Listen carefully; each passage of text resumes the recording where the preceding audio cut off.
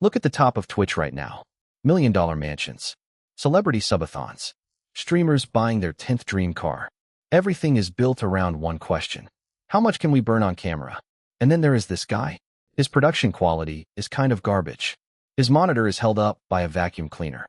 His camera somehow gets worse over time. He turned down a Mr. Beast video.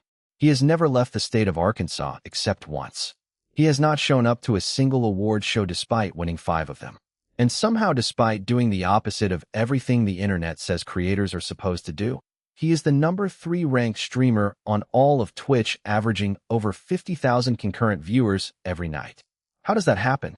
Case Baker grew up in rural Arkansas. His hometown has a population just over 1,500 people.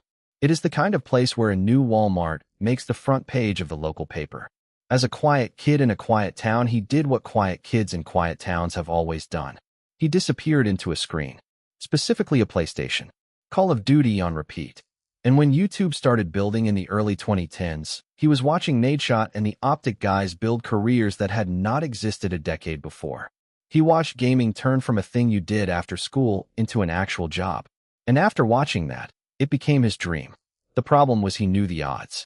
His internet was barely good enough to watch YouTube. Uploading to it or streaming on Twitch was not even a realistic option. So he buried the dream. He graduated high school and bounced between jobs, often working 2 at a time just to keep the lights on, for 6 years. Before getting into what happened next, it is worth understanding just how stacked the odds are against anyone trying to make it on Twitch. In a recent year, 18.4 million people opened Twitch and broadcast live on the platform. Think about that number. 18.4 million people tried. The threshold for level 1, which is the point where you can realistically consider streaming full-time, is roughly 100 concurrent viewers. Sounds manageable. It is not. Of those 18.4 million people who went live, 165,536 made it to 100 viewers. That is less than 1%. For every person who makes it to level 1, there are 100 people who do not. Jinxie streamed to 5 concurrent viewers for a year and a half before he ever made it. 5 viewers. Every big streamer you know today spent weeks or months streaming to an audience of 0. This context matters because without it you would not understand how insane what happened to Case actually is.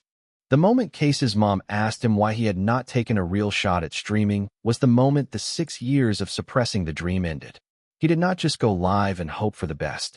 He spent days before his first stream filming and editing clips of himself playing NBA 2K23.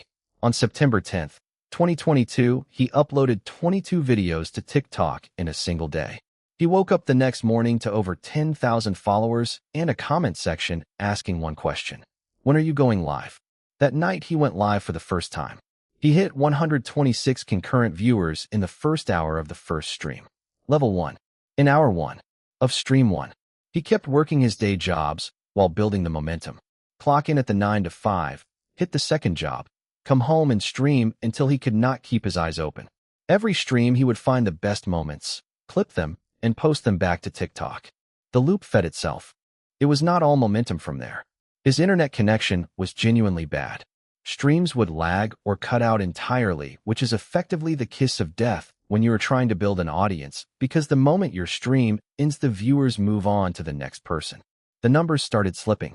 What had been 800 to 900 concurrent viewers began dipping to 100 and 150. And Case said something honest about that moment. He said he knew he had to do something different or it was going to go under. So he picked up a game called Hogwarts Legacy. It was a strange choice for someone who had built his initial audience on NBA 2K content. Different game entirely, different audience. But he streamed it. One clip of him playing it went viral on TikTok with over 18 million views. Just like that, he was back. Viewership climbed to 600, kept climbing month after month, and by May 2023, he was averaging over 2,500 viewers and had become a legitimate name in streaming culture. Every streamer who has made the jump from 2,500 concurrent viewers to the top 250 on Twitch has run some version of the same playbook. The setup gets upgraded.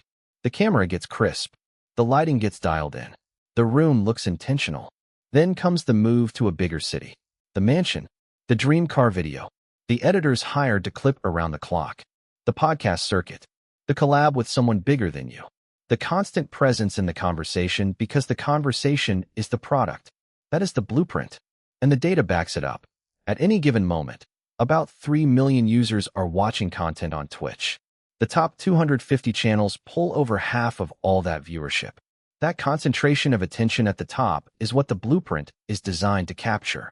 Case hit 2,500 viewers and did none of it. His monitor was still being held up by a vacuum cleaner. His camera quality somehow got worse. He kept streaming random games most people had never heard of. And he kept getting bigger anyway. The question worth asking is why it worked. Why do 50,000 people choose to watch someone play Supermarket Simulator on a potato quality stream when they could watch anyone else with a professional setup playing a game they actually care about? The answer is not the game. The game has almost nothing to do with it. The chat is not there for Dress to Impress or Fall Guys or whatever random thing Case decided to stream that night. They are there to watch him fall out of his chair for the 10th time this month and narrate it like he is describing a car accident. They are there for the horror game jump scares that blow out the microphone at a volume that should not be legal. They are there for him, not the content around him. And that distinction matters because it means the game can change every week and the audience stays. And then Case said something on stream that reframed a lot of what it looked like just not caring about the blueprint. He talked about having a form of OCD that he had dealt with for years. And OCD is one of the most misunderstood conditions in public conversation. People hear the word and picture someone who likes things tidy. That is not what it is. OCD is fundamentally an anxiety disorder. For Case, moving into a new house, even just moving from one place to another across town, was a mental wreck for a week because his brain had not had the chance to map out all the variables of the new environment. He described checking whether his door was locked 37 times every morning before leaving for work, then driving around the block to check it 11 more times before he could get to work. His streaming setup has barely changed over the years because it is one of the only places where his brain already knows the answers to all the questions. It is his rules, his pace, his environment. The OKB also explained something that had seemed like a quirk, but is actually more significant than that. Case has left the state of Arkansas exactly once in his entire life.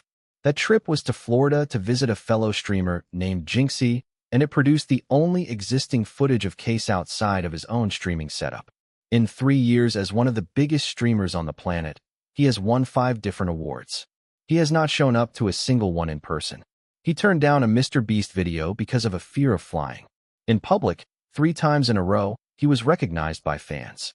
The attention and the unpredictability of strangers approaching him was overwhelming enough that he has described going outside as something he essentially stopped doing. Out of his room, he controls nothing.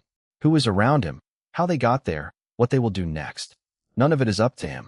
And for a brain that needs to know the answers to all the questions before it can feel safe, that is not a small thing. Here is what makes Case genuinely interesting as a public figure. He reached the point that most streamers are trying to reach.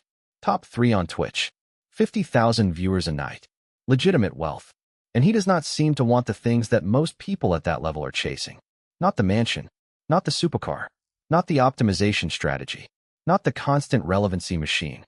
He said something that gets at the core of it. He said it was never about being huge. It was about doing what he loved instead of going to work. That if he could stream every day and make it work, even pinching pennies to do it, that was the dream. He never had a subathon. He does not say yes to every brand. He does not manufacture drama to spike the numbers. Because the way he sees it, you cannot leave money on the table if that money was never what you sat down for. But here is where the story becomes something more than a streaming success story. Case's dad spent his whole life doing the kind of work nobody applauds for. Multiple back surgeries, multiple wrist surgeries, multiple foot surgeries, all from working jobs that pay you in physical damage over decades. Case worked alongside him as a maintenance man, crawling under sinks, changing faucets, getting into attics, all of it. And watching his dad do that work without complaint was the thing that taught him how to work. When streaming became real and the number hit 5,000 subscribers and it was time to call the boss and quit the job, Case was scared to make the call himself. So his dad made it. And when the money got to a point where it mattered, Case made sure his parents never had to work again. Both of them. His mom handles everything behind the scenes.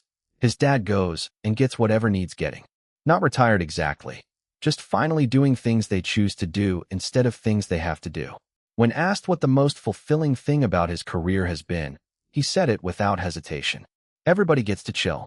Here is what the CaseOh story actually is. It is not a story about ignoring the blueprint and getting lucky. It is a story about a person who was always clear on what the dream actually meant and never confused it with what the dream is supposed to look like. He wanted to do what he loved instead of going to work. He wanted the people who built him to stop working. He wanted to be a place people could come to for 4 hours and forget about their day. He has done all 3 of those things. The vacuum cleaner is still holding up the monitor. The camera quality is still arguably going the wrong direction. He still plays games nobody has ever heard of.